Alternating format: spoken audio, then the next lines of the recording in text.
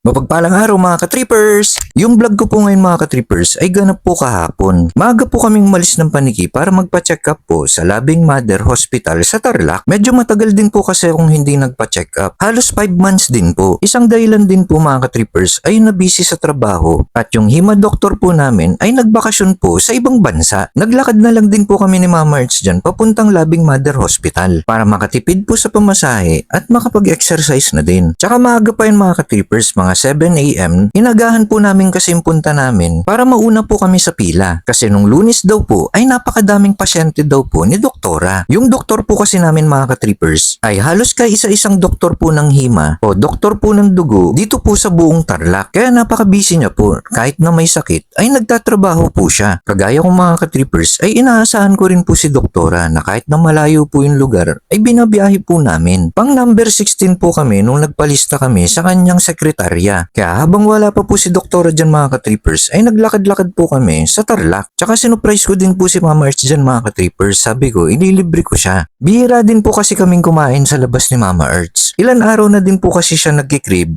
na kumain sa Mang Inasal. Sakto nga din po at hindi pa kami nag-aalmusal kaya pupunta na po kami dun. Halos kabubukas lang din po ng mall at kabubukas lang din ng Mang Inasal. Kaya mabilis lang din po kami naka-order nun. Kasi kadalasan po mga ka-trippers sa Mang Inasal po ay napakaraming tao. Lalo na po yung mga oras na magtatanghalian na. Mabilis nga din po yung service nila dyan kaya nakakain kaagad kami ni Mama Arts. Yung bagong gamot po kasi na iniinom ko na para sa leukemia mga ka-trippers. Pag hindi ka pa kasi kumain at walang laman ng tiyan mo, masusuka ka po sa sobrang lakas ng gamot. Kaya bago po i-take yung gamot na yun, ay kakain ka muna. Hindi na nga rin po namin naubos yung ulam namin dyan, kaya dinala na lang po namin sa ospital para papakin. Ang dami pa rin po talaga naghihintay na pasyente ni doktora. Sakto nga po pagdating namin, kami na po yung tinawag. Ayan, chine-check up na po ako ni doktora dyan. Tinignan niya po kung okay po yung spleen ko. Saglit lang din po yung check up ko, kaya pauwi na rin po kami ng Paniki ni Mama Arts dyan. Salamat sa panonood mga ka-trippers, God bless po at maging mabuti po tayo sa ating mga kapwa.